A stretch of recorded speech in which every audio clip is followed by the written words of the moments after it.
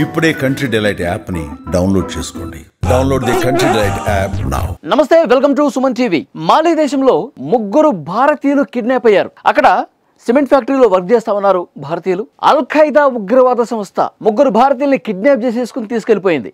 July 1వ తారీఖు అల్ Qaeda ఉగ్రవాదులు వాళ్ళ చేతిలో గన్లు పెట్టుకొని పదునైన ఆయుధాలు వెంట తీసుకొచ్చి ఆ సిమెంట్ ఫ్యాక్టరీలోకి చొరబడి, అది పశ్చిమ మాలిలోని కాయస్ అనే ప్రాంతంలో డైమండ్ సిమెంట్ ఫ్యాక్టరీ ఉంది. ఆ ఫ్యాక్టరీ లోపలికి చొచ్చుకొని పోయి అక్కడ ఉన్న వాళ్ళందరినీ బెదిరించి కొంతమందిని కిడ్నాప్ చేసుకుని తీసుకెళ్లిపోయారు. భారత ప్రభుత్వం దీన్ని తీవ్రంగా ఖండించింది. మాలి ప్రభుత్వంతో అక్కడ అధికార యంత్రాంగంతో ఎప్పటికప్పుడు సంప్రదింపులు జరుపుతున్నారు. మాలి రాజధాని బమాకోలో అక్కడ ఉన్న భారత రాయబార కార్యాలయంతో ఎప్పటికప్పుడు సంప్రదింపులు చేస్తూ ఉన్నారు. స్థానిక అధికార యంత్రాంగంతో మాట్లాడుతూ ఉన్నారు. వాళ్ళకి సంబంధించినటువంటి ఆచూకీ తెలుసుకునేందుకు ప్రయత్నం చేస్తూనే ఉన్నారు. ఎవరైతే కిడ్నాప్ చేశారో వాళ్లతో సంప్రదింపులు జరపడానికి తీవ్రమైనటువంటి ప్రయత్నం చేస్తూ ఉన్నారు. వాళ్ళకి అసలు ఏం కావాలి, ఎందుకు కిడ్నాప్ చేశారు, దీని గురించి ఆరా తీస్తూ ఉన్నారు. సో డెఫినెట్గా ఇక్కడ పనిచేసేటువంటి ఉద్యోగులు, కార్మికులు ఎవరైతే ముగ్గురు కిడ్నాప్ అయ్యారో వాళ్ళకి సంబంధించినటువంటి పేర్లు కావచ్చు, డీటెయిల్స్ కావచ్చు, అధికారికంగా భారత ప్రభుత్వం ప్రకటించలేదు. కానీ ఎప్పటికప్పుడు ప్రయత్నాలు తీవ్రతరం చేస్తోంది వాళ్ళని పట్టుకోవడానికి. అయితే ఇక్కడ క్లియర్గా ఒక విషయం మనం మాట్లాడుకోవాలి. అల్ ఖైదా ఉగ్రవాదులు, నాకు వచ్చిన అనుమానం, అల్ ఖైదా ఉగ్రవాదులు అక్కడ ఏదో ఉద్యోగులను లేదంటే కార్మికులను బందీలుగా చేసుకుని డబ్బులు డిమాండ్ చేయడం కోసమో ఇంకో దాని కోసమో కాదేమో అనిపిస్తోంది.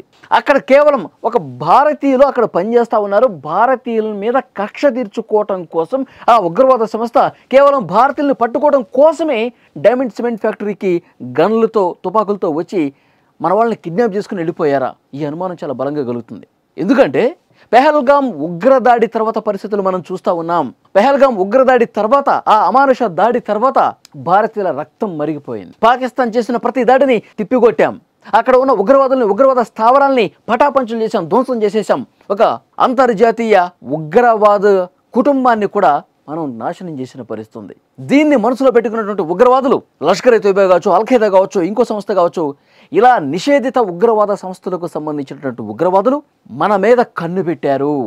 భారతీయుల మీద కక్షపూరితంగా భారతదేశం మీద ఉన్నటువంటి ఆ పగతో ఈ విధంగా చేస్తూ ఉన్నారు. ఉగ్రవాద ప్రేరేపితటువంటి సంస్థలన్నీ కూడా ఈ విధంగా ప్రయత్నాలు చేస్తూ ఉన్నాయి. ఇప్పుడు దేశంలోకి చొరబడి భారతీయుల్ని చంపే పరిస్థితి లేదు. వాళ్ళకి ఆప్షన్ లేదు. ఎప్పుడు క్లోజ్ చేసింది. ఎప్పుడైతే పెహల్గామ్ ఉగ్రదాడి తర్వాత మొత్తం టైట్ చేసేసింది. బలగాలు, త్రివిధ దళాలు కాసుకుని కూర్చుని ఉన్నాయి. ఉగ్రవాది వచ్చాడా, కాలు పెడితే కాలు కట్ అయిపోతుంది. మన దేశంలోకి చొరబడితే అక్కడికక్కడే ఆన్ ది స్పాట్ లేపేస్తున్నారు మన బలగాలు. వాళ్ళకి దేశంలోకి వచ్చే ఆప్షన్ లేదు. మరి ఏం చేయాలి? దేశం వెలుపల విదేశాల్లో భారతీయులు ఎక్కడెక్కడున్నారు, ఎక్కడెక్కడ పనిచేస్తూ ఉన్నారు, వాళ్ళని ఏ విధంగా మనం కిడ్నాప్ చేయటం, లేకపోతే వాళ్ళని ఏ విధంగా మనం చంపటం చేయాలి. మళ్ళీ మన ఉగ్రవాద సంస్థ పేర్లు వింటేనే భారత్ భయపడాలి. ఆ విధంగా మనం ఏదో ఒకటి చేయాలని చెప్పి ఉగ్రవాద సంస్థలు తాహతాలాడుతున్నాయి. ఎందుకంటే మనం పాకిస్తాన్ పట్ల చాలా స్ట్రిక్ట్గా ఉన్నాం కదా. ఉగ్రవాదుల్ని ప్రేరేపిస్తున్నారు, ఉగ్రవాదుల్ని పెంచి పోషిస్తున్నారు, మన దేశం మీదకు వదులుతున్నారు, మన దేశ ప్రజలను చంపుతున్నారు అని చెప్పి వాళ్ళ మీద అనేక రకాల ఆంక్షలు పెట్టేశాం. సింధు నదీ జలాలను కూడా ఆపేశాం.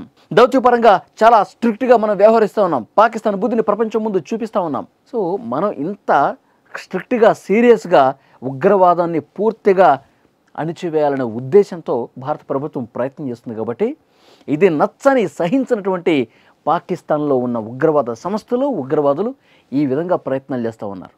ఎస్, ఇది అలాగే కనిపిస్తుంది. ఈ కిడ్నాప్ని అదే విధంగా చూడాలి. ముగ్గురు భారతీయుల్ని కిడ్నాప్ చేసి తీసుకెళ్ళిపోయారు. ఆ కుటుంబాలు తీవ్ర మనోవేదనలో ఉన్నాయి. భారత ప్రభుత్వం తన ప్రయత్నాలు చేస్తుంది అక్కడ ఉన్న ప్రభుత్వంతో. ఇంకొక వార్నింగ్ కూడా ఇచ్చింది ఆ ఉగ్రవాద సంస్థలకి.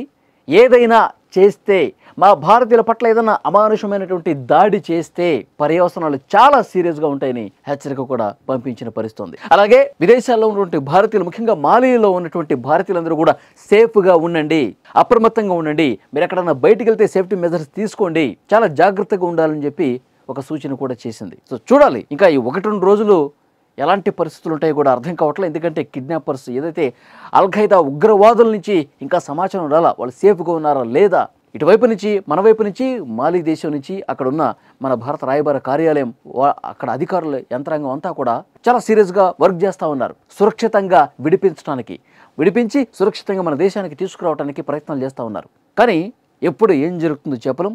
ఆ కుటుంబాలు అయితే తీవ్ర ఆవేదనలో ఉన్నాయి. సో భారత ప్రభుత్వం కూడా చాలా సీరియస్గా ఉగ్రవాద సంస్థల మీద మళ్ళీ మరొకసారి ప్రతీకార దాడి చేస్తేనే వీళ్ళు దారిలోకి వస్తారు అని చెప్పి భావిస్తూ ఉంది. ఫ్రెండ్స్, మీకేమనిపిస్తోంది? విదేశాల్లో ఉన్న భారతీయుల్ని కిడ్నాప్ చేయడాన్ని, ఉగ్రవాద సంస్థలు కిడ్నాప్ చేయడాన్ని ఏ విధంగా చూస్తారు? కామెంట్ రూపంలో తెలియజేయండి.